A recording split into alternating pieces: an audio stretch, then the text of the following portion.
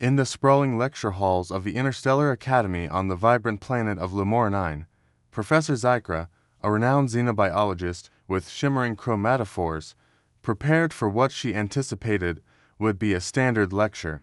Her crystalline podium, etched with the sigils of a dozen galactic civilizations, pulsed faintly with the administrative data of the day's agenda. The introduction of a new exchange student from a distant world called Terra, the Galactic Educational Alliance, had labeled Terrans as cooperative agrarians in their briefings, a classification that suggested docility and simplicity. Little did Zykra know that this lecture would unravel assumptions and spark a crisis that rippled across the cosmos. The morning light of Lemur 9 filtered through the adaptive skylights of Lecture Hall Sigma 12, casting kaleidoscopic patterns. Across the chamber's organic walls, 52 students, representing species from the telepathic Xenari to the stone-skinned Garathians, settled into their bio-adaptive seats, their sensory organs trained on the central holographic nexus. The air thrummed with anticipation as Zykra activated her translator,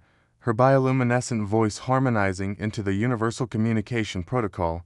Today, she announced, her chromatophores pulsing with scholarly pride, we welcome a historic addition to our xenobiology cohort, a Terran, the first of their kind to join our advanced ecological studies program. Their species is noted for its agricultural expertise and peaceful disposition. A murmur of curiosity passed through the students. The Xenari's psychic hum softened, the Garathians ceased their gravelly posturing, and even the volatile Pyrrhican dimmed their fiery auras to listen. The hall's entrance irised open with a gentle hum, revealing a bipedal figure clad in woven fabrics, their face radiating what Zykra's cultural database identified as optimistic curiosity. Hey, everyone. Sorry I'm late, the Terran said, their voice bright and unmodulated. This campus is like a labyrinth. I'm Maya. By the way, Zykra gestured with a tentacle toward the seating tiers. Welcome, Maya. Please find a seat. We're eager to integrate your perspective into our studies. Maya navigated the tiered rows with an ease that belied the hall's variable gravity fields, designed to accommodate species from high-density gas giants to featherweight nebula dwellers. The bioshare she chose whirred in confusion, struggling to calibrate to her unfamiliar physiology. This place is unreal, Maya said, her eyes wide with wonder. I've studied alien ecosystems forever, but being here with all of you, it's like living in a sci-fi novel. Zykra's chromatophores glowed with approval. Enthusiasm was a universal catalyst for learning. Excellent, Mayo.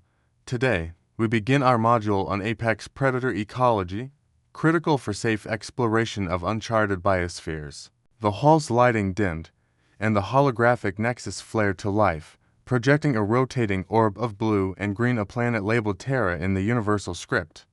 Data streams cascaded alongside. Atmospheric composition, biodiversity, metrics, and threat indices. We start with Terra, Zykra explained, manipulating the hologram with practiced flicks of her tentacles. This world hosts an extraordinary density of predatory species, making it a prime case study for threat assessment. Maya leaned forward, her expression brightening. That's my home. It looks so cool from this angle. Zykra nodded, her translator conveying academic gravitas. Indeed, Terra's biodiversity is exceptional, but its fauna pose significant risks to exploration teams. Let us examine a primary example.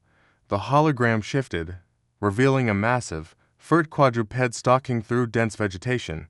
Its claws gleamed, and its jaws suggested catastrophic bite force. Data panels listed its physical capabilities, claw tensile strength, sprint velocity, and documented attacks. This is the Ursidae, known as bears, Zykra said. These creatures possess immense power, capable of breaching standard exosuits. Their speed reaches 60 kilometers per standard hour, and their territorial instincts are formidable. Xenari's student projected a telepathic query. Professor, what protocols ensure safety when encountering such a creature? An excellent question, Zykra replied. Protocol mandates immediate retreat to a 1.5-kilometer radius, activation of sonic deterrence, and emergency beacon deployment. Maya's laugh cut through the silence, startling several students. Oh, that's just a black bear. They're pretty chill where I'm from in British Columbia. My dad and I used to see them rummaging through berry patches when we went hiking. The room froze. Zykra's chromatophores flickered in confusion. You are familiar with these creatures. Totally, Maya said, oblivious to the growing tension. Bears are all over the place back home. Black bears, grizzlies, even polar bears up in the Arctic.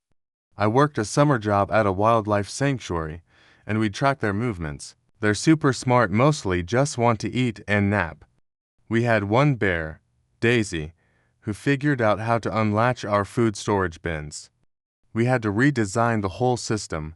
The Garathian students rumbled, their stone-like forms grinding in unease. A purican flared briefly, their translator spitting out, "This creature is classified as a lethal threat. You interacted with it regularly?" "Oh, yeah," Maya said, nodding. "From a safe distance, of course. Sanctuary rules were strict: stay 100 meters back unless you're with a ranger. But bears usually don't care about humans unless you mess with their cubs or food." Zykra's tentacles twitched, her lesson plan crumbling. The Terran's casual familiarity with a documented killer was unprecedented. "Let us move to our next specimen," she said, her voice betraying a faint quiver. The hologram shifted to a pack of sleek, muscular quadrupeds traversing a snowy landscape, their eyes glinting with coordinated menace. "The Canidae family, subspecies, wolves," Zykra announced, regaining some composure. "These pack hunters employ sophisticated strategies, targeting prey far larger than themselves. Their endurance allows pursuits over vast distances, and their bite can sever limbs. From most galactic species." Maya's eyes lit up. "Wolves, they're incredible. Did you know we domesticated them ages ago?" The word domesticated triggered a cacophony of translated gasps. A Zenari's psychic hum spiked, and a Garathian's gravelly voice demanded, "Domesticated? You mean you tamed these predators?" "Yup," Maya said, grinning. "We turned them into dogs. They live with us, like family. My best friend has 3 dogs, a Labrador, a Border Collie, and a mutt she rescued. They sleep on her couch, play with her little brother, even go on car trips." The room's air cyclers whined under the weight of stunned silence. Zykra's chromatophores dulled to a pale gray. "You cohabitate with these predators, willingly?" "Oh, sure," Maya said. "Dogs are the best. They're loyal, protective, and super smart. My neighbor's dog, Max, once alerted the whole street to a fire, saved a bunch of people. Some dogs even work with our police or help people with disabilities." Purican student flared, their voice crackling. "You allow these creatures in your homes? Near your young?" "Definitely," Maya said. "They're part of the family.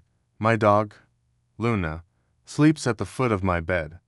She's a golden retriever, loves belly rubs and stealing socks." Zykra gripped her podium, her tentacles trembling. The Alliance's classification of Terrans as peaceful agrarians was unraveling. "Let us proceed to our final specimen," she said, her voice barely steady. The hologram morphed into a massive, scaled creature gliding through murky water, its jaws lined with serrated teeth. "The Crocodilidae family," Zykra declared, her chromatophore stabilizing as she leaned into familiar territory. "These ambush predators are ancient, unchanged for eons. Their bite force surpasses all known Terran fauna, and their stealth makes them lethal." Maya clapped her hands, startling a nearby Zenari. "Alligators, we saw tons of them on a family trip to Louisiana. We took an airboat tour through the bayou, and they were just chilling on logs or swimming nearby. Our guide said they're usually calm unless you mess with their nests." Zykra's chromatophores pulsed erratically. "You approached these predators for recreation. It was awesome," Maya said. "The guide knew exactly how to keep us safe. We even saw a 10-foot alligator catch a fish super quick strike, but then it just went back to lounging." My cousin got a video of it. The classroom descended into chaos. Students accessed their data networks, cross-referencing Maya's claims with galactic records.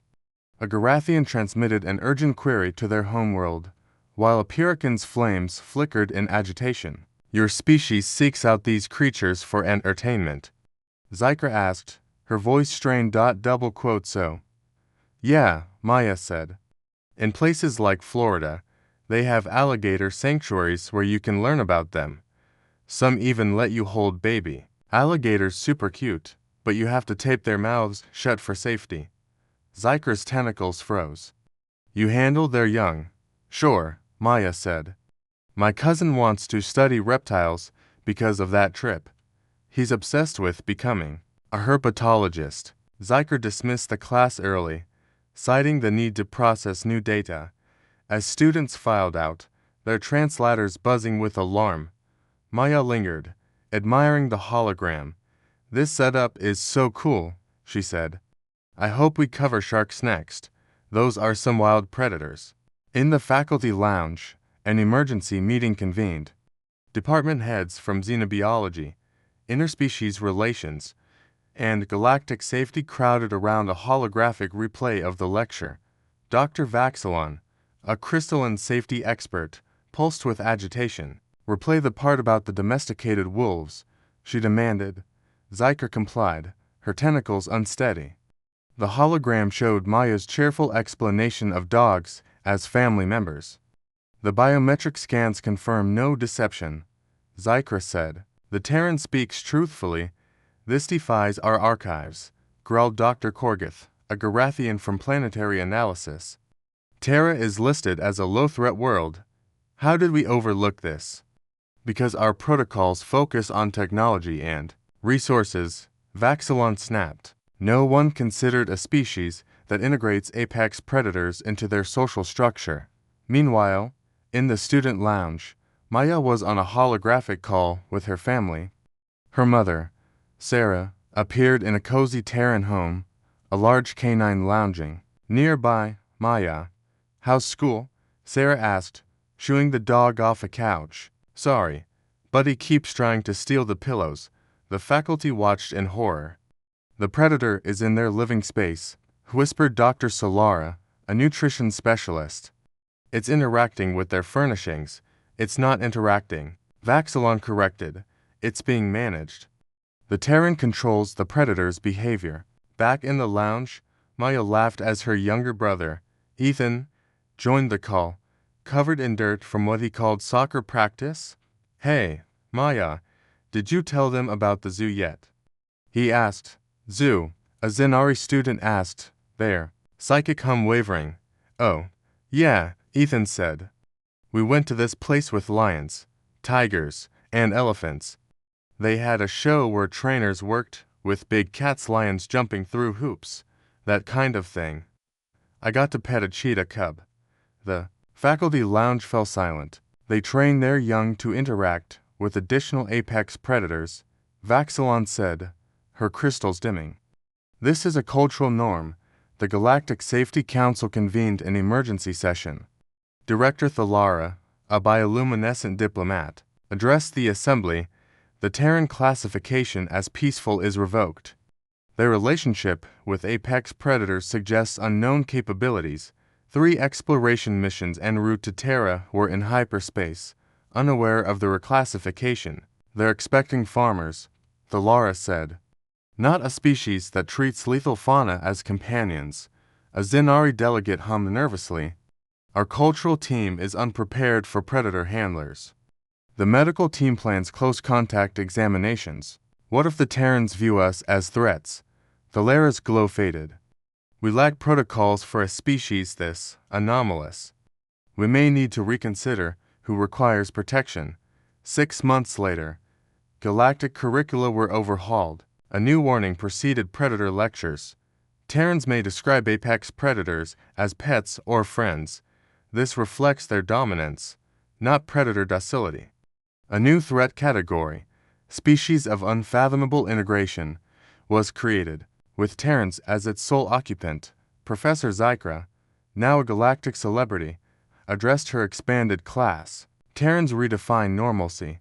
Their daily life includes practices that would paralyze other civilizations with fear.